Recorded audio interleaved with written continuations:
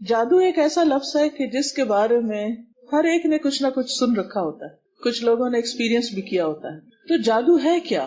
جادو کا لفظ ایسا ہے کہ جس سے ہر کوئی واقف ہے، کسی نہ کسی شکل میں کہیں نہ کہیں ہم اس کے بارے میں کچھ نہ کچھ سنتے رہتے ہیں۔ جادو کا لفظ اردو زبان کا لفظ ہے، عربی میں اس کے لیے سحر کا لفظ استعمال ہوتا ہے، سحر، جس کا لغوی معنی، لفظی معنی کیا ہے؟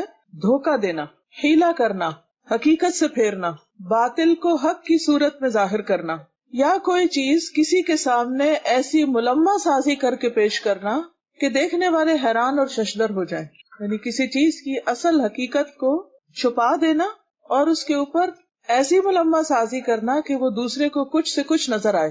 مختلف علماء کرام نے جادو کی مختلف تعریفیں کی ہیں، اس کو مختلف طریقے سے ڈیفائن کیا ہے، لیکن سب کی تعریف میں یا سب کی ڈیفینیشن میں ایک بات مشترک ہے، ایک کامن چیز ہے، اور وہ کیا ہے کہ جادو کے اسباب پوشیدہ ہوتے ہیں، چھپے ہوئے ہوتے ہیں، ظاہر نہیں ہوتے، نظر نہیں آتے، سامنے نہیں ہوتے، ہڈن ہوتے، ریزنز نہیں پتہ چلتی۔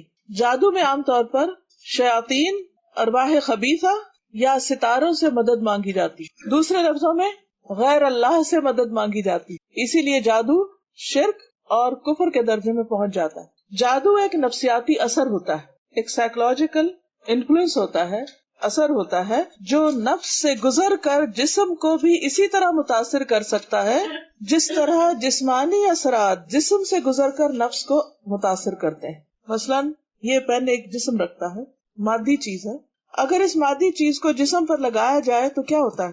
جسم کو جو درد ہوتی ہے، یہ صرف درد جسم تک نہیں ہوتی، اگر یہ درد شدید ہو تو آپ ایک ٹرامے سے گزرتے ہیں، آپ کی روح بھی اس سے متاثر ہوتی ہے، آپ کا نفس اس سے متاثر ہوتا ہے۔ اسی طرح بعض چیزیں جسم پر نہیں، روح پر اثر انداز ہوتی ہیں، نفس پر اثر انداز ہوتی ہیں، انسانی جان پر اثر انداز ہوتی ہیں، جو پھر جسم کو بھی متاثر کر دیتی ہیں۔ اس لیے جادو سے صرف نفسیاتی بیماریاں نہیں بلکہ جسمانی بیماریاں بھی ہونے لگتی ہیں۔ مثلا خوف ایک نفسیاتی چیز ہے، لیکن خوف کا اثر جسم پر ہوتا ہے، رونقیں کھڑے ہو جاتے ہیں، دل دھڑکنے لگتا ہے، رنگ پیلا پڑ جاتا ہے، ہاتھ پاؤں بازو کو ٹھنڈے ہونے لگتے ہیں جب آپ کسی سے ڈرتے ہیں، کسی کے روب میں آتے ہیں۔ اسی طرح خوشی کے اثرات بھی ہوتے ہیں، جب ہم خوش ہوتے ہیں یا کوئی اچھی چیز دیکھتے ہیں تو اس سے بھی اوور ویلمڈ ہوتے ہیں، اس کے اثرات بھی ہمارے جسم پر ہوتے ہیں۔ تو جادو جب انسان پر ہوتا ہے تو اس کے جسم اور اس کے حواس اور اس کی روح اور اس کے نفس،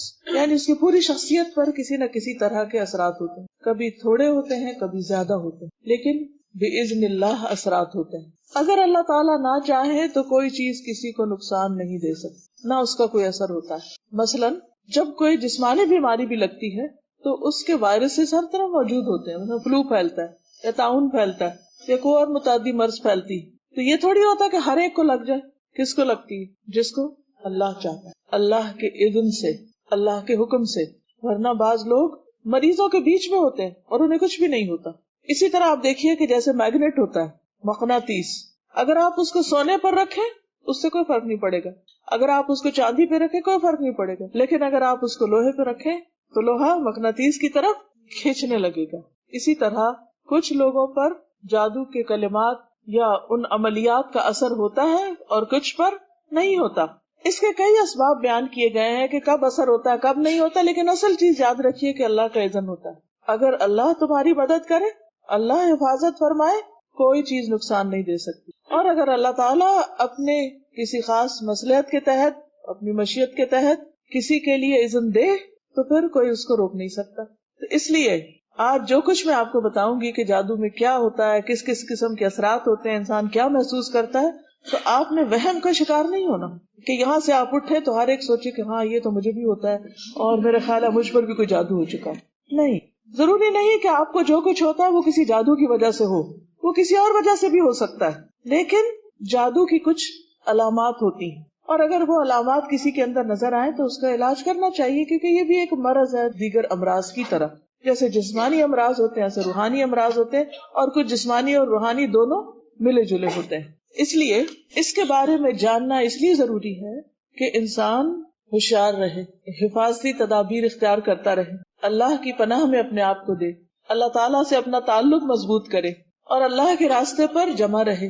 تو انسان جب کسی شر سے آگاہ ہوتا ہے تو اس آگاہی کا مطلب اس شر کی طرف جانا نہیں ہے. وہ اس لیے نہیں ہم سیکھ رہے کہ نعوذ باللہ ہم بھی کسی ایسے کام میں مبتلا ہو جائیں، بلکہ اس لیے تاکہ ہم ایسی حرکات سے دور رہیں اور باز رہیں. جادو برحق ہے. برحق کا مطلب یہ نہیں کہ درست ہے، برحق یہ اس معنی میں نہیں.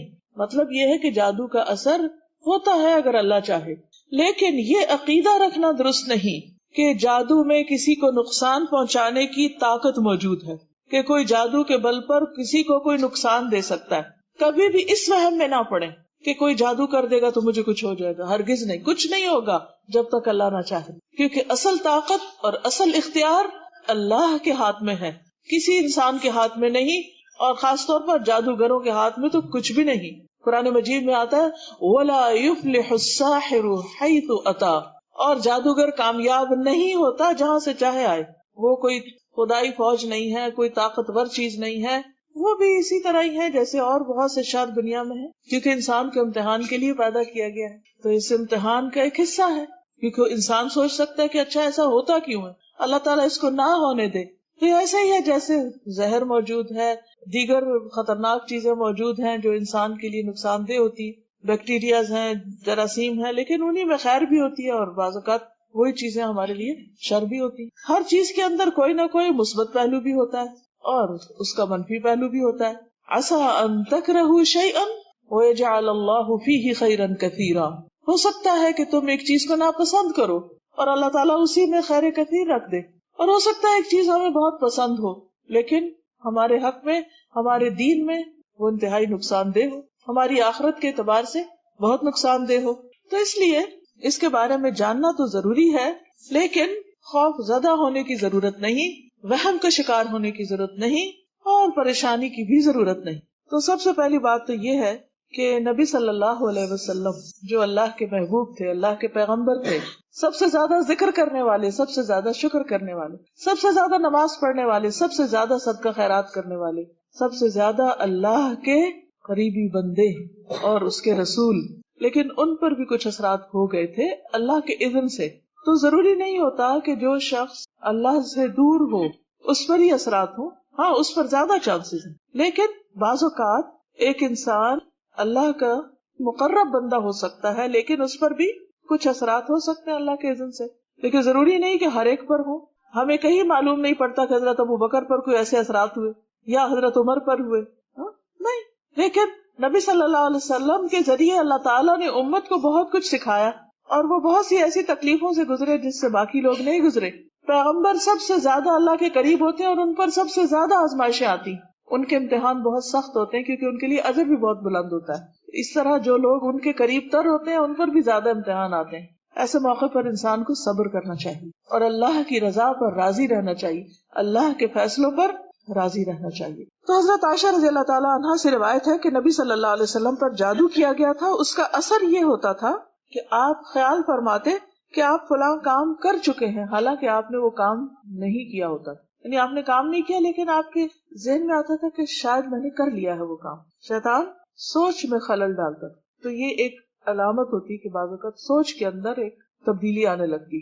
اسی طرح حضرت عائشہ رضی اللہ تعالیٰ عنہا پر بھی جادو ہوا تھا. جی ہاں، یہ مسند احمد کی حدیث ہے، 24,126 اس کا نمبر ہے، اگر آپ دوبارہ کہیں دیکھنا چاہیں. عمرہ کہتی ہیں جو ان کی شاگرد خاص ہیں کہ ایک مرتبہ عائشہ رضی اللہ تعالیٰ عنہا بیمار ہو گئی اور ان کی بیماری کا دورانیہ بہت لمبا ہو گیا.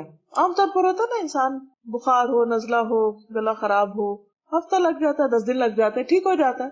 لیکن بعض اوقات آپ نے دیکھا ہوگا کہ کوئی بیماری آتی ہے اور وہ نارمل روٹین سے زیادہ ٹائم لے جاتی، انسان بہت مشکل سے ریکور ہوتا ہے اور بعض اوقات ہوتا ہی نہیں، بہت تاخیر ہو جاتی. تو ان کی بیماری کا دورانیہ بہت لمبا ہو گیا.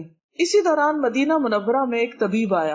حضرت عائشہ رضی اللہ عنہا کے بھتیجے اس کے پاس گئے اور عائشہ رضی اللہ عنہا کی بیماری کے متعلق پوچھا. اس نے کہا کہ تم جس عورت کی یہ کیفیت بتا رہے ہو، یعنی یہ نہیں بتایا گیا تھا کہ حضرت عائشہ ہی ہیں، بس یہ بتایا کہ کسی خاتون کو اس طرح بیماری. کہا کہ جس عورت کی کیفیت تم یہ بتا رہے ہو اس عورت پر تو جادو کیا گیا ہے.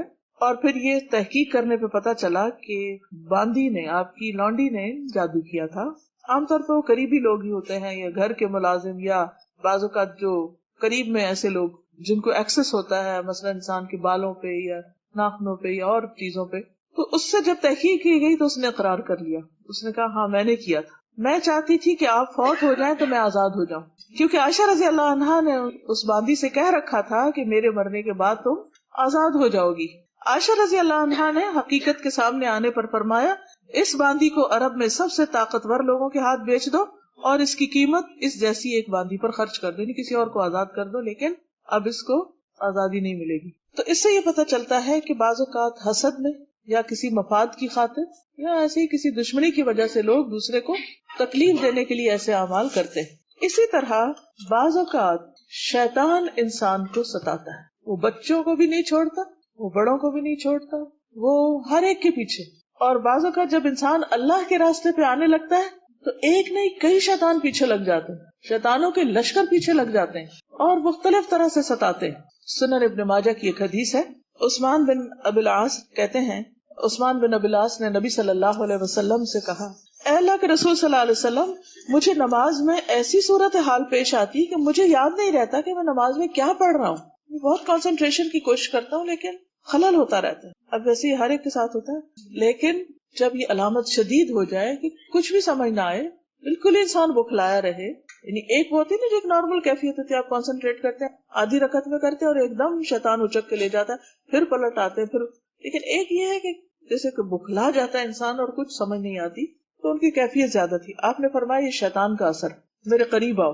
میں آپ کے قریب ہوا اور پنجوں کے بل بیٹھ گیا، یعنی آپ نے میرے سینے پر ہاتھ مارا اور میرے منہ پہ تھتکارا، یعنی کچھ پڑھ کے یعنی جھاڑا ان کو، اور فرمایا اے اللہ کے دشمن نکل جا۔ آپ نے 3 بار ایسا کیا، پھر فرمایا اپنے کام پہ چلے جاؤ۔ عثمان فرماتے ہیں میری عمر گواہ ہے، یعنی اب تک جب تک میں زندہ ہوں، یعنی تھرو آؤٹ مائی لائف، کہنے کا ایک انداز ہے کہ اس کے بعد شیطان نے مجھے پریشان نہیں کیا، وہ نکل گیا۔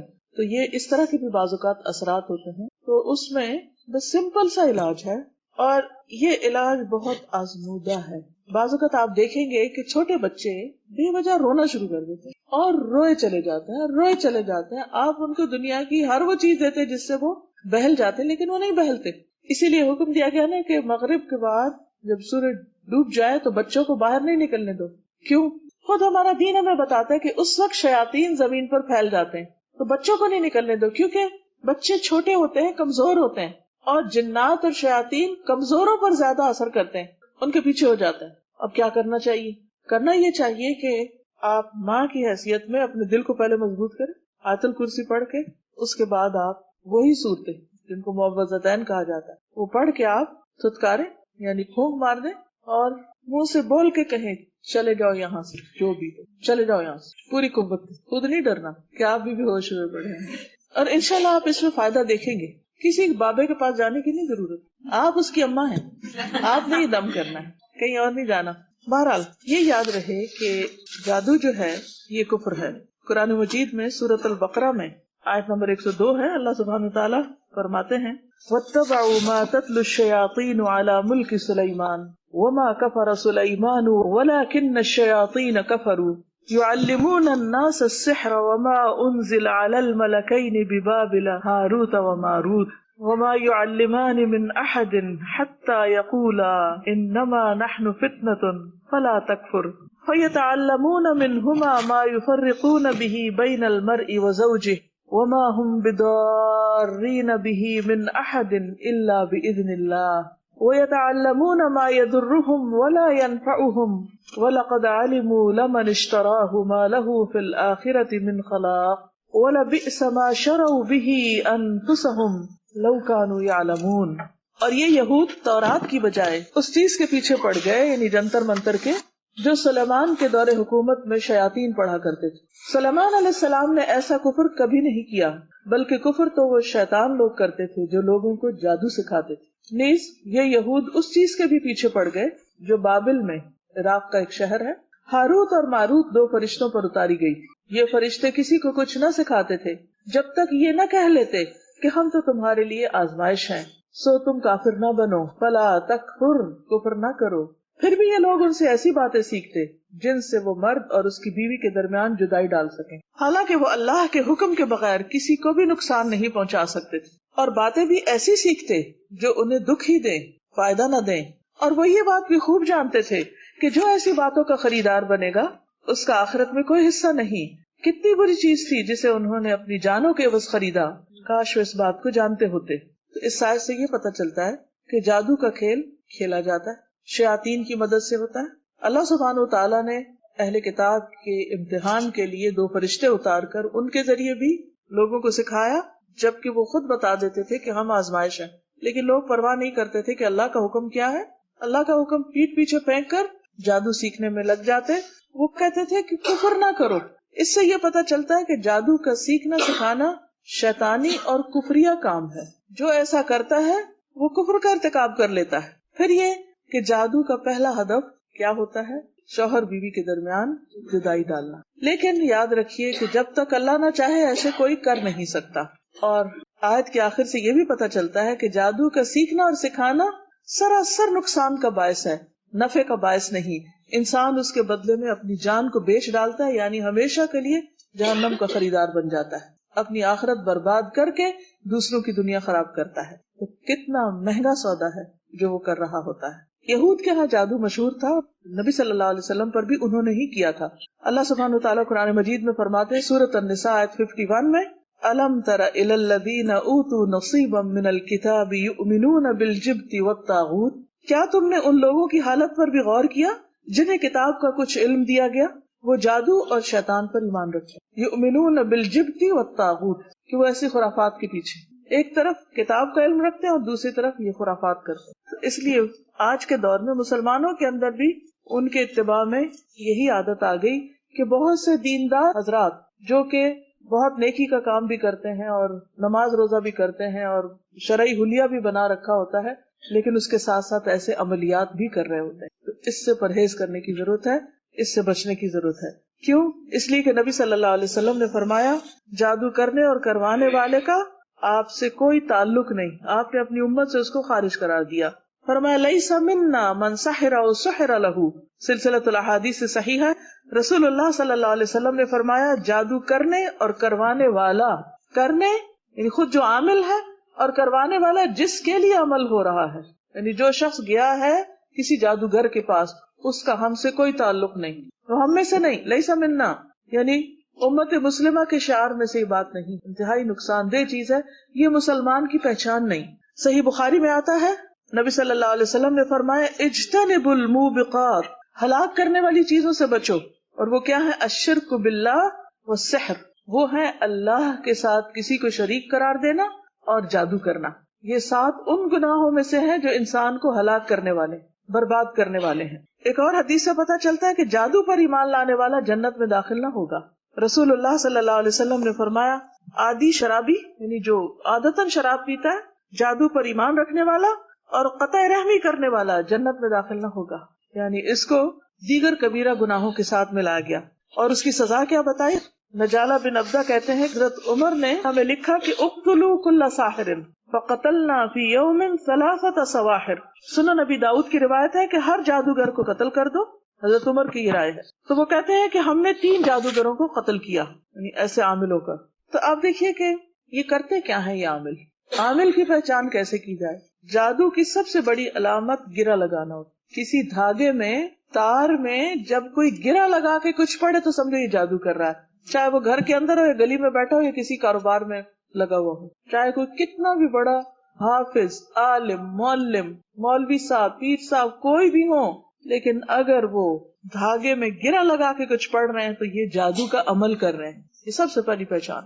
کوئی شخص اگر آپ کا علاج اس طرح کرنا چاہے تو فوراً وہاں سے اٹھ جائیے اور وہ دھاگا کاٹ دیجیے۔ کوئی لا کے بھی آپ کو دے، قطعاً اس دھاگے کو استعمال نہیں کیجیے، کیونکہ یہی جادو کرنا ہے اور یہی کفریہ کام ہے۔ پھر اسی طرح بعض اوقات کچھ پڑھ کے پھونکتے ہیں، کچھ الفاظ ہوتے ہیں جن کو بولتے ہیں اور کئی دفعہ وہ سمجھ نہیں آتے، وہ عربی کے نہیں ہوتے، کوئی ایسے شیاطین کو پکار رہے ہوتے ہیں، جنوں کے نام وغیرہ ہوتے ہیں۔ بعض اوقات لکھتے ہیں، بعض اوقات پڑھ کر ہوا میں پھونکتے ہیں، بعض اوقات کسی کھانے میں کوئی چیز ملا دیتے، کسی کھانے پہ پڑھ دیتے اور اس مطلوبہ شخص جس پر جادو مقصود ہوتا ہے اس کو کھلا دیتے ہیں۔ تو اس سے کیا ہوتا ہے؟ اس شخص کے جسم، دل اور عقل پر وہ چیزیں اثر انداز ہونے لگتی ہیں اگر اللہ کا اذن ہو جائے۔ ہوتے الفاظ ہی ہیں لیکن وہ الفاظ اثر کرتے ہیں۔ اچھا، الفاظ کیسے اثر کرتے ہیں؟ مثلاً اگر آپ کو کوئی گالی دے تو اثر ہوتا ہے، کوئی تعریف کرے تو اثر ہوتا ہے، کوئی محبت سے بات کرے تو اثر ہوتا ہے، اور کوئی غصے سے بات کرے، چیخ کے بات کرے تو بھی اثر ہوتا ہے نا. تو بس یہ بھی تو الفاظ ہی ہوتے ہیں نا. بعض شعر جادو اثر رکھتے ہیں. نبی صلی اللہ علیہ وسلم فرمایا کہ ان من البیان لسحر، بعض بیان بعض شعر جادو اثر رکھتے ہیں. لیکن عام طور پر جادو دو طرح کا ہوتا ہے. عام جادو جو تعویذوں کے ذریعے، یعنی کچھ لکھ کر وہ کاغذ میں بند کر کے کسی چیز میں اور پیک کر کے دے دیتے ہیں کہ گلے میں لٹکا لو، یا جا کے دبا دو کسی چیز کے نیچے یا رکھ دو، اور اس میں کوئی لکیریں وغیرہ ڈالی ہوتی ہیں، اوٹ پٹانگ نام، یا الٹا کچھ قرآن لکھا ہوتا ہے، یا یہ جنتر منتر کچھ پڑھتے ہیں، کیونکہ اور اقوام بھی کرتی ہیں. دنیا کی تقریباً ہر قوم کے اندر اس قسم کی خرافات موجود ہیں. یہ عام جادو. لیکن جس کو کالا جادو کہا جاتا ہے، اور جو مجھے ٹاپک دیا گیا کالا جادو کے نام سے، وہ کیا ہوتا ہے؟ کیونکہ مجھے بھی تجسس ہوا کہ why not only magic, black magic, تو فرق کیا ہے؟ تو کالا جادو وہ ہوتا ہے جس میں نجاست سے قرآنی آیات لکھی جاتی ہیں، حیض کے خون سے، پیشاب سے، اور اس قسم کی گندی چیزوں سے، یا ان آیات کو الٹا لکھا جاتا ہے اور دیگر حرام کام کیے جاتے ہیں. شیاطین کو خوش کرنے کے لیے بعض اوقات قرآن پاک کو پاؤں کے نیچے روندا جاتا ہے اور بہت ہی غلط قسم کی حرکات کی جاتی ہے. اس لیے یہ سخت قسم کا جادو ہوتا ہے، اور اس کا کرنے والا یقیناً کافر ہوتا ہے، کیونکہ وہ شیطانوں سے مدد لیتا ہے. وہ کام کرتا ہے جس سے شیطان خوش ہو. بعض اوقات کسی انسان کا قتل تک کر دیا جاتا ہے، کیونکہ وہ کہتے ہیں کہ بچے کے گردے نکال کے لاؤ یا کسی کا دل نکال کے لاؤ، پھر اس دل کے اندر وہ چیز رکھتے ہیں اور اس کو بند کر کے دفن کرتے ہیں. اچھا، بعض اوقات وضو کے بغیر نماز پڑھتے ہیں جادوگر، اللہ کا نام لیے بغیر جانور ذبح کرتے ہیں. بعض اوقات اور بھی حرام کام کرتے ہیں جن کا ذکر کرنا بھی زبان خراب کرنے والی بات ہے، لیکن آپ کو سمجھ تو آ گئی. ہر الٹا غلط کام جس سے شیطان خوش ہو جائے. انسان جتنا بڑا گناہ کرے شیطان اتنا زیادہ خوش ہوتا ہے. تو وہ شیطان کو خوش کر لیتے، شیطان ان کے تابع ہو جاتے ہیں، ان کو وہ اپنے کنٹرول میں لے لیتے، پھر وہ ان کا ہر حکم مانتے ہیں، پھر وہ ان کے لیے مختلف کام انجام دیتے ہیں. تو اس لیے کبھی بھول کر بھی کسی عامل کے پاس نہ، کچھ معلوم نہیں کہ وہ کیا کر رہا ہو پیچھے سے، اور وہ خود تو کفر کر ہی رہا ہے. تو حدیث میں کیا آتا ہے؟ کرنے والا بھی اور جس کے لیے کیا جا رہا ہے، جس نے آ کے مطالبہ کیا کہ ہمارے لیے کچھ کر دو، وہ برابر ہیں. ان دونوں کا ہی پھر دین سے تعلق کوئی نہیں. جادو عام طور پہ کیوں کروایا جاتا ہے؟ ایک جادو ہوتا ہے سحر تفریق، جدائی ڈالنے کے لیے. سب سے پہلے تو میاں بیوی میں، دوستوں میں، ماں بیٹے میں، بہن بھائیوں میں، رشتہ داروں میں، خاندانوں میں، دو کاروباری پارٹنرز میں. بعض اوقات دیکھا نا کہ پارٹنرشپ سے کاروبار بہت آگے جا رہا ہے تو ان کے درمیان لڑائیاں ڈلوانے کے لیے. اسی طرح سحر محبت، کسی کے دل میں اپنی محبت ڈالنے کے لیے، مطلب کسی عورت کے لیے، مرد کے لیے، کسی بھی شخص. پھر سحر تخیل، جو وہم ڈال دیا جاتا ہے. کئی لوگ آپ نے دیکھا ہوگا ہاتھ دھوئے ہی چلے جاتے ہیں، ان کو لگتا ہی نہیں کبھی وہ پاک ہوئے ہیں، وہ وضو ہی کرے چلے جاتے ہیں. نہاتے ہیں تو گھنٹوں نہاتے رہتے ہیں، واش روم سے نہیں باہر نکلتے. تو باتھ روم جو ہے یا ٹوائلٹ جو انتہائی گندی جگہ، اس میں انسان کو بس ضرورت کا ہی ٹائم لگانا چاہیے اور فوراً باہر آنا چاہیے. عموماً شیاطین ایسی ہی جگہوں پر ہوتے ہیں، تو اس میں انسان کو نہیں ہونا چاہیے، یعنی کہ وہاں سے بچنا چاہیے، گندی جگہوں سے، جسمانی گندگی سے بھی بچنا چاہیے، کیونکہ وہ شیاطین کو گندگی پسند ہے. تو وہ پھر عموماً ایک وہم سا انسان کو ہو جاتا ہے، انسان شکی ہو جاتا ہے، ہر ایک پہ شک، ہر ایک کے اندر سے فالٹ ڈھونڈنا. پھر سحر جنون ہوتا ہے، انسان پاگلوں جیسی حرکتیں کرنے لگتا ہے، دماغ مفلوج ہو کے رہ جاتا ہے، کوئی عقل کی بات نہیں کرتا انسان. اسی طرح سحر خمول، سستی میں مبتلا کرنے والا، ہر وقت ایک لتھارجی، کاہلی، نماز کو دل نہیں کرتا، قرآن پڑھنا ایک مصیبت لگتا ہے، اور کوئی بھی نیکی کا کام بہت ہی مشکل.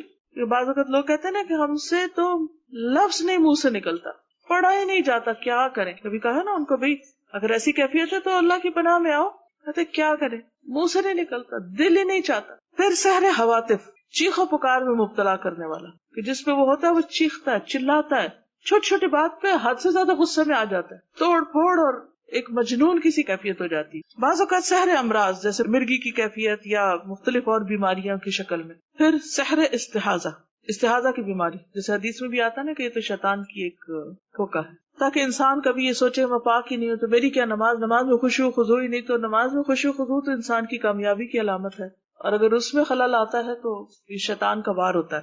تو دشمنی یا حسد ہوتا ہے بعض اوقات کہ کسی کے ساتھ بنتی نہیں، اور بعض اوقات رشتوں میں خلل ڈالنے کے لیے.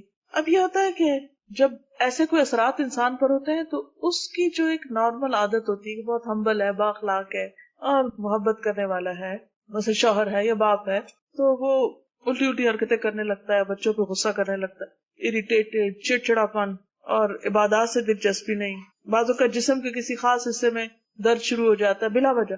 سارے ٹیسٹ کرائے جاتے ہیں, میڈیکلی کوئی ریزن نظر نہیں آتی, سمجھ ہی نہیں آتی. بعض اوقات ڈراؤنے خواب آنے لگتے ہیں اور انسان کو ایسی بھیانک چیزیں نظر آتی ہیں کہ وہ سو نہیں پاتا. بعض اوقات خون کے چھینٹے نظر آتے ہیں. کبھی طے شدہ کپڑوں کو کاٹا جاتا ہے, اس میں کٹ کے نشان ہوتے, جیسے مثلاً قمیض طے کر کے رکھی تو جو ہارٹ کی جگہ ہے اس کے اوپر جیسے کسی نے یوں لگتا ہے جیسے کسی نے چھری مار کے یا کوئی کینچی کی نوک مار کے اس جگہ کو کاٹا ہے. بعض اوقات خاوند یا بیوی ایک دوسرے کو بہت بدنما نظر آتے ہیں کہ نفرت آتی ہے, ان کی شکل اچھی نہیں لگتی, حالانکہ وہی شخص دوسروں کو اچھا لگ رہا ہوتا ہے, مگر بیوی یا شوہر کو وہ آپس میں ایک دوسرے کو ان کو بالکل ان کا دل اٹھ جاتا ہے. حتیٰ کہ جو ان کا جسمانی تعلق ہوتا ہے اس میں سخت مشکل پیش آتی. بعض اوقات اولاد کی بندش کے لیے کیا جاتا ہے, بعض اوقات جسمانی تعلق کی بندش کے لیے.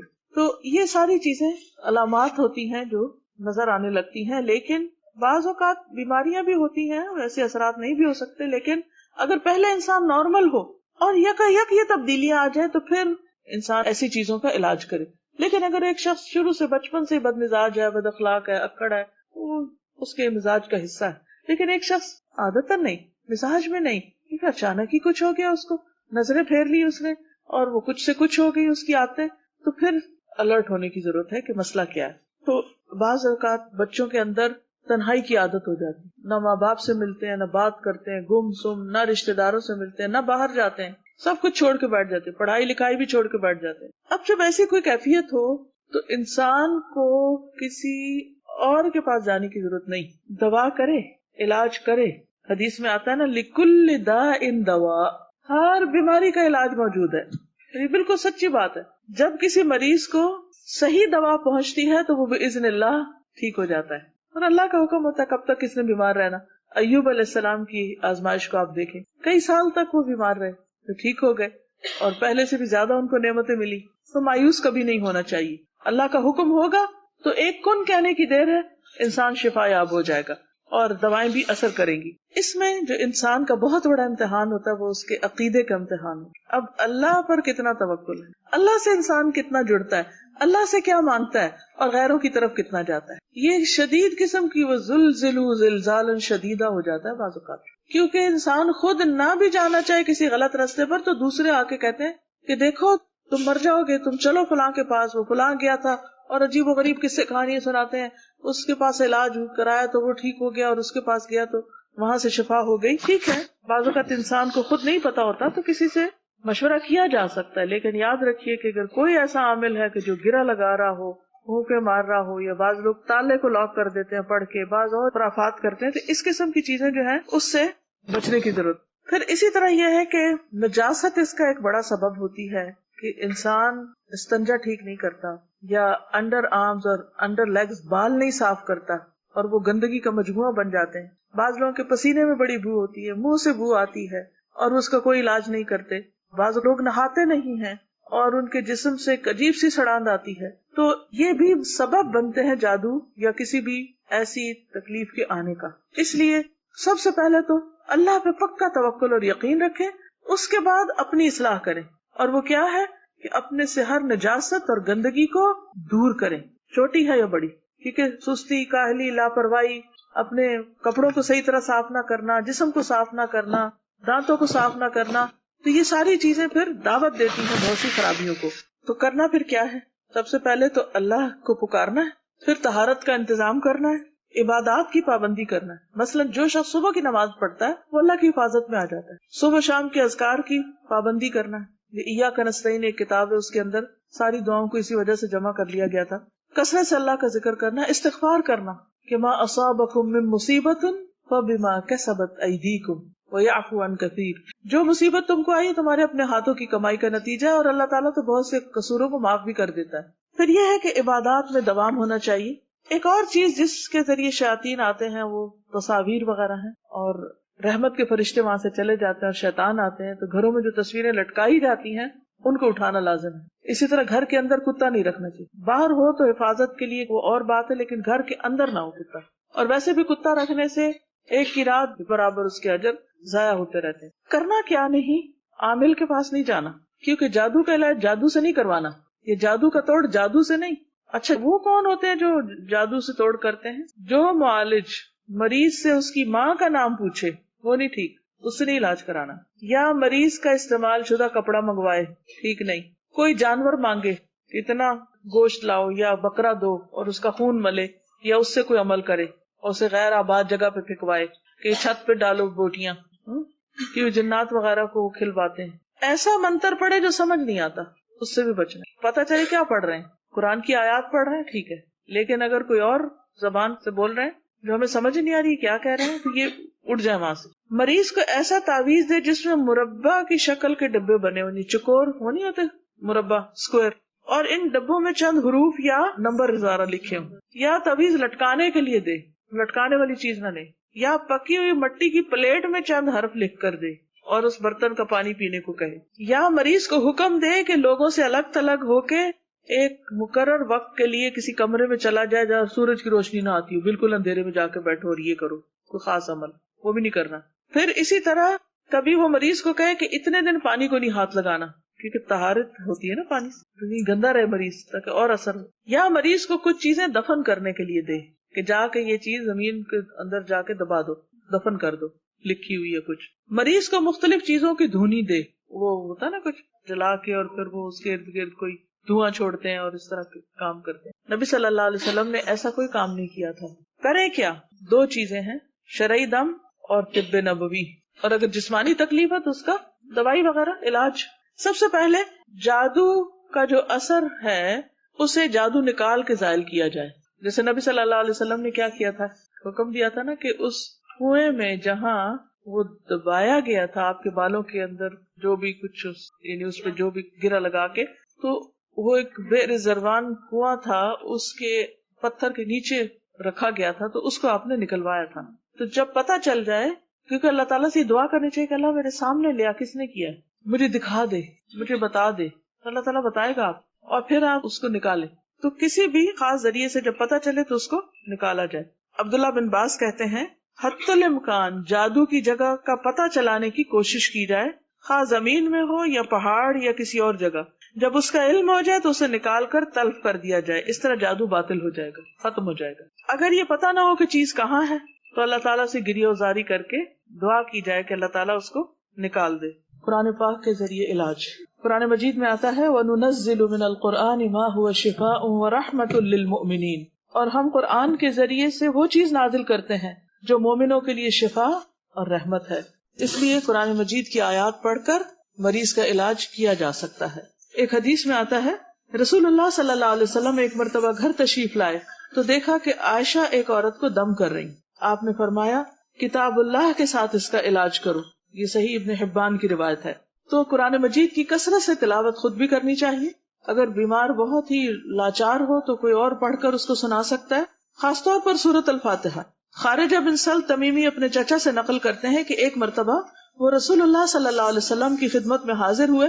جب واپس جانے لگے تو ایک قوم کے پاس سے ان کا گزر ہوا جن کے ہاں ایک مجنون آدمی تھا جسے انہوں نے لوہوں کی زنجیروں میں باندھا ہوا تھا، اور ان کے گھر والے کہنے لگے ہمیں معلوم ہوا ہے کہ تمہارا یہ ساتھی خیر لے کر آیا ہے، کیا اس کے پاس کوئی ایسی چیز ہے جس سے یہ اس کا علاج کر سکے؟ وہ کہتے ہیں کہ میں نے سورۃ فاتحہ پڑھ کر دم کیا تو وہ ٹھیک ہو گیا. اصل بات ہے یقین کی، کیونکہ سورۃ الفاتحہ میں آتا ہے ایاک نعبد و ایاک نستعین. تو اس وقت انسان نیت کر لے کہ اللہ تو ہی ہماری مدد کر اور اس بلا کو دفع کر، اہدنا الصراط المستقیم، اور ہمیں سیدھا راستہ دکھا کہ ہمیں کرنا کیا چاہیے، کس طرح ہم اس مصیبت پر قابو پائیں. اسی طرح سورۃ البقرہ کی آخری آیات ہیں اور قرآن مجید کے کچھ اذکار ہیں جن کو پڑھا جا سکتا ہے. قرآن پاک کی آیات کے علاوہ مشہور اذکار ہیں جن کا پڑھنا انسان کو فائدہ دیتا ہے. رسول اللہ صلی اللہ علیہ وسلم نے فرمایا جو کسی منزل پہ پڑاؤ ڈالے، یعنی کسی جگہ پر جائے تو یہ دعا پڑھ لے تو اس جگہ سے کوچ کرنے تک کوئی چیز اسے نقصان نہیں دے گی. اور وہ کیا ہے؟ اعوذ بکلمات اللہ التامات من شر ما خلق. کسی شہر میں جائیں، کسی کے گھر میں جائیں، کسی بھی جگہ پر، کسی پارک میں جائیں، کسی تفریح پہ جائیں، کہیں جائیں، جاتے ہی جہاں اترے، گاڑی سے اترے پہلے ہی پڑھ لیں تو انشاءاللہ واپس آنے تک کوئی چیز اثر نہیں کرے گی. بچوں کو بھی سکھائیں. ایک اور روایت میں ہے اعوذ بکلمات اللہ التامات اللاتی لا یجاوزہن بر ولا فاجر من شر ما ينزل من السماء وما يعرج فيها ومن شر فتن اللیل والنہار ومن کل طارق الا طارق یترک بخیر یا رحمان. میں اللہ تعالیٰ کے ان تمام کلمات کے ساتھ پناہ چاہتا ہوں جن سے آگے نہ تو کوئی نیک اور نہ کوئی برا شخص بڑھ سکتا ہے، ہر اس چیز کے شر سے جو آسمان سے اترتی ہے اور جو اس میں چڑھتی ہے، اور رات اور دن کے فتنوں کے شر سے، اور ہر حادثے کے شر سے سوائے اس حادثے کے جو خیر کا باعث ہو، اے رحم فرمانے والے۔ تو یہ دعا بھی بہت فائدہ مند ہے، اس کو روزانہ صبح شام پڑھنے کی عادت ڈال لیں۔ پھر اسی طرح رسول اللہ صلی اللہ علیہ وسلم پر جب جادو کیا گیا تو حضرت جبریل علیہ السلام نے یہ دعا پڑھ کر آپ کو دم کیا تھا، بسم اللہ ارقیک من کل شیء یؤذیک من شر کل نفس او عین حاسد اللہ یشفی بسم اللہ ارقیک۔ یہ صحیح مسلم کی روایت ہے۔ میں اللہ کے نام سے آپ کو جھاڑتا ہوں یا دم کرتا ہوں ہر اس چیز سے جو آپ کو اذیت دے، اور ہر نفس اور حاسد کی نظر کی شر سے اللہ آپ کو شفا دے۔ میں اللہ کے نام سے آپ کو دم کرتا ہوں۔ یا آپ اپنے بچوں پر بھی پڑھ کے دم کر سکتے ہیں، کسی بھی بیمار پر۔ مشار راشد کا رقیہ ہے، جو یہ آئی فونز وغیرہ ہیں، آپ اس کے اوپر ڈاؤن لوڈ کر سکتے ہیں، اس میں یہ دعائیں انہوں نے پڑھی ہوئی بھی ہیں۔ اسی طرح الہدا کی ویب سائٹ جو ہے، یا فرحتہاشمی.com پہ ایک ویب سائٹ ہے، وہ دعا کے نام سے، اس میں آپ کو یہ دعائیں ملیں گی۔ انشاءاللہ ہم لنک فرنٹ پیج پہ بھی ڈال دیں گے تاکہ آپ ڈاؤن لوڈ کر لیں۔ ایاک نستعین کتاب انشاءاللہ اویلیبل بھی ہوگی، چھپی ہوئی موجود ہے، اور اس کے علاوہ آپ اس کو PDF کی شکل میں پرنٹ آؤٹ بھی نکال سکتے ہیں۔ اسی طرح ایک اور دعا، بسم اللہ یبریک ومن کل داء یشفیک ومن شر حاسد اذا حسد وشر کل ذی عین۔ عثمان بن عفان سے روایت ہے کہ میں نے رسول اللہ صلی اللہ علیہ وسلم کو یہ فرماتے ہوئے سنا، جس نے 3 دفعہ صبح بسم اللہ الذی لا یضر مع اسمہ شیء فی الارض ولا فی السماء وهو السمیع العلیم پڑھی تو شام تک اس کو کوئی ناگہانی مصیبت نہیں پہنچے گی۔ پھر روزمرہ کی دعاؤں میں خاص طور پر جب بیت الخلاء میں آپ جائیں، واش روم میں جاتے ہوئے، اللہم انی اعوذ بک من الخبث والخبائث، اے اللہ بے شک میں ناپاک جنوں اور جننیوں کے شر سے تیری پناہ چاہتا ہوں۔ پھر اسی طرح شوہر بیوی جب ایک دوسرے کے ساتھ جسمانی تعلق قائم کرے تو اس وقت خاص طور پر دعا پڑھنی چاہیے، بسم اللہ اللہم جنبنا الشیطان وجنب الشیطان ما رزقتنا۔ تو یہ دعا پڑھنے والے کو جو اولاد ملے گی، شیطان اسے نقصان نہیں دے سکے گا۔ اسی طرح طبی علاج میں، طب نبوی سے جو علاج ہے اس میں اجوا کھجور کھانا۔ نبی صلی اللہ علیہ وسلم نے فرمایا، جو صبح کے وقت 7 اجوا کھجوریں کھائے گا اس روز وہ جادو اور زہر سے بچا رہے گا۔ پھر اسی طرح لا الہ الا اللہ وحدہ لا شریک لہ لہ الملک ولہ الحمد وہو علی کل شیء قدیر، یہ اگر کوئی صبح اور شام کو 100 دفعہ پڑھ لے تو وہ اس دن شیطان کے شر سے محفوظ رہے گا، کوئی جادو جن کوئی چیز اس پہ اثر انداز نہیں ہو سکتا، اور قیامت کے دن بھی کوئی اس سے بہتر عمل لے کر نہیں آئے گا مگر یہ جو دعا پڑھے۔ مسجد میں داخل ہوتے وقت اعوذ باللہ العظیم وبوجہہ الکریم وسلطانہ القدیم من الشیطان الرجیم، انسان جب یہ کہہ لیتا ہے تو ابلیس کہتا ہے کہ آج سارے دن کے لیے یہ مجھ سے محفوظ ہو گیا۔ اگر آپ مسجد نہیں بھی آتے تو صبح کے وقت آپ یہ کلمہ پڑھ لیں۔ معنی کیا ہے؟ میں اللہ انتہائی عظمت والے کی، اس کی ذات کریم اور اس کے سلطان قدیم کے ساتھ پناہ لیتا ہوں شیطان مردود سے۔ آیت الکرسی پڑھنا، صبح شام جو آیت الکرسی پڑھے وہ جنات کے اثر سے محفوظ رہتا ہے۔ سورۃ البقرہ پڑھنا، نبی صلی اللہ علیہ وسلم نے فرمایا سورۃ البقرہ پڑھا کرو کیونکہ اس کا پڑھنا باعث برکت اور اسے چھوڑنا باعث حسرت ہے، اور اس کے پڑھنے والے پر جادوگر قدرت نہیں پا سکتے، یعنی کسی عامل کا عمل کوئی اثر نہیں کرے گا۔ سورۃ البقرہ کی آخری 2 آیات پڑھنے والے کے لیے بھی بشارت ہے کہ جس نے رات کے وقت یہ آیتیں پڑھی وہ اسے رات بھر کے لیے کافی ہو جائیں گی، ہر شر سے بچا دیں گے، اور یہ ہے کہ اللہ تعالیٰ اپنی طرف سے محافظ مقرر کر دے گا آپ کے لیے۔ معوذتین سوتے وقت قل هو اللہ، قل اعوذ برب الفلق، قل اعوذ برب الناس اپنے ہاتھوں پہ پڑھ کے، اور پورے جسم پر اوپر سے لے کے جہاں جہاں تک ہاتھ پہنچے اسے پھیر لیا جائے تو کوئی چیز جسم پر اثر انداز نہیں ہوتی۔ اسی طرح صبح و شام 3 بار یہ پڑھنے چاہیے معوذات جو ہیں، قل هو اللہ، قل اعوذ برب الفلق اور قل اعوذ برب الناس۔ خود اپنے آپ کو بھی دم کرنا چاہیے، ایک دوسرے کو بھی کر سکتے ہیں، اور کسی مستند معالج سے بھی کروا سکتے ہیں جو صحیح طور پر قرآن مجید پڑھے۔ بعض اوقات ہم پڑھتے بھی تو اس میں غلطیاں کرتے ہیں تو پھر اس کی تاثیر نہیں ہوتی، لیکن معالج خود دین کا پابند ہو، علاج کی تاثیر پر کہ قرآن کے ذریعے فائدہ ہوگا مریض کو یقین دلائے، اللہ کے نام اور کلام سے علاج کرے، عربی زبان میں آیات وغیرہ پڑھے، جو بھی دم پڑھنے کے لیے دے اس میں شرکی الفاظ نہ ہو۔ نبی صلی اللہ علیہ وسلم نے فرمایا اس دم میں کوئی حرج نہیں جس میں شرک نہ ہو، اور یہ یقین رکھے کہ شفا صرف اللہ کے ہاتھ میں، کسی معالج کے ہاتھ میں کچھ نہیں ہے، کسی بھی بزرگ اور کسی بھی نیک بندے کے ہاتھ میں قطعاً کچھ نہیں، سب طاقتوں کا مالک صرف اللہ ہے، اور اسی یقین کے ساتھ علاج کروانا چاہیے یا کرنا چاہیے۔ پھر اسی طرح یہ ہے کہ قرآن مجید کی کچھ اور آیات جو ہیں، جیسے سورۃ البقرہ کی شروع کی آیات ہیں، سورۃ آل عمران کی آخری آیات ہیں، سورۃ الاعراف کی کچھ آیات ہیں، ان آیات پر بھی مبنی ایک رقیہ سعد الغامدی کی آواز میں آپ کو مل جائے گا. خاص طور پر اگر اپنے جسم میں درد ہو آپ کو، تو آپ درد والی جگہ پر ہاتھ رکھ کے بسم اللہ 3 بار پڑھ کے اعوذ باللہ وقدرتہ من شر ما اجد واحاذر 7 بار پڑھیں، انشاءاللہ اس سے بھی فائدہ ہوگا. پھر ہجامہ کرانا، کپنگ کروانا، پچنے لگوانا، سینگی لگوانا، یہ علاج جو ہے یہ بھی بہت مؤثر ہے، کیونکہ جس جگہ تکلیف ہو وہاں جب پچنے لگائے جاتے ہیں تو اس سے گندا خون نکلتا ہے. تو شیطان جو ہوتے ہیں، جنات جو ہوتے ہیں، وہ خون میں گھستے ہیں. خون ان کے لیے کیریئر ہے، جیسے اور ٹاکسنس کا کیریئر. تو جنات بھی اسی میں ٹریول کرتے ہیں جسم میں، اور جا کے گھس کے بیٹھ جاتے ہیں بندے کو وہاں تکلیف دینے کے لیے. جب پچنے لگتے ہیں اور خون کھینچا جاتا ہے تو باہر نکلنا پڑتا ہے ان کو. تو اللہ کے اذن سے وہ جاتے ہیں. نبی صلی اللہ علیہ وسلم نے فرمایا اگر تمہاری دواؤں میں سے کسی میں بھلائی ہے تو پچنا لگوانے یا شہد پینے اور آگ سے داغنے میں. اگر وہ مرض کے مطابق ہو یعنی فائدہ ہو جاتا ہے، لیکن آگ کے داغنے کو میں پسند نہیں کرتا. اس لیے شہد کا پینا، خاص طور پر ہر مہینے میں کم از کم 3 بار صبح کے وقت شہد براہ راست چاٹا جائے، اسے چمچ وغیرہ کے ساتھ نہیں، جیسے کسی ایسے گلاس وغیرہ میں ڈالیں اور 3 گھونٹ پی لیں. پھر اسی طرح یہ ہے کہ خاص طور پر جو مسنون ایام ہے اس میں اگر پچنے لگوائے جائیں تو زیادہ فائدہ ہوتا ہے. کلونجی جو ہے وہ موت کے علاوہ ہر مرض کا علاج ہے. کلونجی کے اوپر بھی آپ قرآن پاک کی آیات پڑھ کر اس تیل جو ہے اس کو تکلیف والے حصے پر آپ اس سے مساج وغیرہ کر سکتے ہیں. کلونجی کے چند دانے بھی مریض کو کھلائے جا سکتے ہیں. پھر اسی طرح یہ ہے کہ آب زمزم، نبی صلی اللہ علیہ وسلم نے فرمایا ماء زمزم لما شرب لہ، زمزم کا پانی اس مقصد کے لیے جس کے لیے وہ پیا جائے. اگر آپ شفا کی نیت سے پی رہے ہیں تو انشاءاللہ اللہ تعالیٰ شفا دے گا. آپ صلی اللہ علیہ وسلم نے فرمایا روح زمین پر سب سے بہترین پانی زمزم ہے، یہ بھوکے کے لیے کھانا اور بیماری سے شفا ہے. ابو ذر غفاری کا واقعہ آپ کو یاد ہے نا کہ وہ کئی دن زمزم پی کر زندہ رہے تھے جب وہ چھپے ہوئے تھے. زیتون کا تیل، آپ نے فرمایا زیتون کھاؤ اور اس کو لگاؤ، بلا شبہ یہ مبارک درخت ہے. والتین والزیتون، اللہ تعالیٰ نے زیتون کی قسم کھائی. پھر یہ یاد رکھیے کہ بیماری پر صبر بھی کرنا چاہیے، جلد بازی نہیں کرنی چاہیے، اور جلد بازی میں غلط طریقوں پر نہیں چلنا چاہیے، اور ثابت قدمی کی دعا کرنی چاہیے.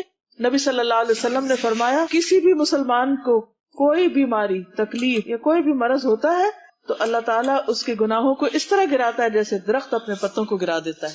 تو یہ ایک ذریعہ بن جاتا ہے. دشمن تو آپ کو نقصان دینا چاہتے ہیں لیکن وہ آپ کے لیے خیر کا ذریعہ بن جاتا ہے گناہوں کو دور کرنے کا. سارے آج کی بات میں ایک یہ یاد رکھ لیں تو بہت فائدہ ہوگا، کیونکہ ہم تکلیف میں گھبرا بہت جلدی جاتے ہیں. بعض اوقات انسان اپنی عبادت اور نیکیوں کی وجہ سے ان درجات تک نہیں پہنچ سکتا جن پر تکلیف آنے پر صبر کی وجہ سے پہنچ جاتا ہے. تو کبھی بھی تکلیف کو برا بلا نہ کہے، ان کو بولے نہیں، یعنی کہ وہ آئے عافیت اچھی، لیکن اگر اللہ کے اذن سے کوئی آ جائے اور انسان صبر کر لے تو اس کی وجہ سے ایک دم وہ بلند درجوں پہ پہنچ جاتا ہے. اور قیامت کے دن جن کو تکلیفیں پہنچیں گے اور انہوں نے صبر کیا ہوگا ان کو جو اجر ملے گا بے حساب، انما یوفی الصابرون اجرہم بغیر حساب. تو ان کا اجر دیکھ کر دوسرے لوگ کہیں کہ کاش دنیا میں ہماری اسکن کینچے سے کاٹی جاتی، ہم صبر کرتے اور اسی قسم کا اجر پاتے. ایک کالی عورت تھی جس کو مرگی کا دورہ پڑتا تھا، تو اس نے کہا میرے لیے آپ دعا کریں کہ میں ٹھیک ہو جاؤں. تو آپ نے فرمایا اگر تم صبر کرو، یعنی میں کروں گا تو ٹھیک ہو جائے، لیکن صبر کرو تو تمہارے لیے اس کے بدلے جنت ہے. تو اس نے کہا کہ میں صبر کروں گی، بس آپ یہ دعا میرے لیے ضرور کر دیں کہ اللہ تعالیٰ میرا سطر ڈھانپے رکھے، یعنی کہ میرا سطر نہ کھلا کرے. تو آپ نے اس کے لیے دعا کی. اس حدیث سے بھی پتہ چلتا ہے کہ اگر کوئی دکھی ہے، تکلیف میں، تو کسی سے اگر دعا کرنے کے لیے کہتا ہے تو کوئی بدعت نہیں ہے. پھر اسی طرح بیری کے پتوں سے علاج، بیری کے 7 پتے لے کر 2 پتھروں کے درمیان کوٹ لیں، پانی میں ملا دیں اور اس پر آیت الکرسی اور قل هو اللہ وغیرہ پڑھ کے 3 گھونٹ اس میں سے پی لیں اور باقی کو جسم پر بہا لیں، تو انشاءاللہ اس سے بھی اثرات دور ہوں گے. فتح الباری میں اس طریقے کو بتایا گیا. لیکن شعبدہ بازوں کے پاس اور عاملوں کے پاس جا کر غلط طریقوں سے علاج نہیں کرنا چاہیے. حرام چیزوں کے ساتھ علاج نہیں کرنا چاہیے. تو حرام چیز پی کے یا کھا کے، اور جادو کا علاج جادو سے کرانا جو ہے، یا کاہنوں کے پاس جانا، عراف کے پاس جانا، یہ پتہ لگانے کی کوشش کرنا اچھا کس نے کیا ہے، کیا ہوا، اور وہ غلط باتیں بتاتے اپنے بہن بھائیوں کے نام بتا کے لڑائی ڈلوا دیتے. اتنا تو جادو سے نقصان نہ ہوا جتنا غیب کے علم معلوم کرنے سے نقصان ہوا اور انسان کا ایمان گیا. تو ایسی چیزوں سے رکنا چاہیے. پھر اسی طرح نبی صلی اللہ علیہ وسلم نے فرمایا میری امت کے 70,000 لوگ بلا حساب جنت میں داخل ہوں گے. یہ وہ لوگ ہیں جو نہ جھاڑ پھونک کرواتے ہیں نہ فال لیتے ہیں، بلکہ اپنے رب پر بھروسہ کرتے ہیں. ایسے کاہنوں، نجومیوں، عرافوں کے پاس نہیں جانا چاہیے، کیونکہ ان کے پاس جانے سے نبی صلی اللہ علیہ وسلم نے فرمایا جس نے کسی نجومی کے پاس جا کر اس سے کسی چیز کے بارے میں سوال کیا کہ مثلا مجھ پہ کس نے جادو کیا، اس کی 40 رات کی نمازیں قبول نہ ہوں. نبی صلی اللہ علیہ وسلم نے فرمایا جو کسی کاہن یا نجومی کے پاس جائے اور اس کی باتوں کی تصدیق کرے کہ ہاں ہاں بالکل ایسے ہی یہ جو آپ بتا رہے ہیں صحیح کہہ رہے ہیں، تو گویا اس نے محمد صلی اللہ علیہ وسلم پر نازل ہونے والی شریعت سے کفر کیا. اللہ تعالی ہم سب کی حفاظت فرمائے ایسے تمام شر سے اور شرارتوں سے. لیکن یہ ہے کہ خاص طور پر ہمیں اللہ تعالیٰ کی حفاظت میں رہنے کے لیے اللہ کی طرف رجوع کرنا چاہیے. آپ ان اذکار کی صبح شام خود بھی پابندی کیجیے اور دوسروں کو بھی پڑھنے کے لیے کہیے. اللہ تعالیٰ ہم سب کو ہر طرح کی ناگہانی مصیبتوں، پریشانیوں اور ہر طرح کے خوف سے نجات عطا فرمائے. آپ سب کے لیے دعائیں اور نیک تمنائیں. السلام علیکم ورحمۃ اللہ وبرکاتہ. سقمہ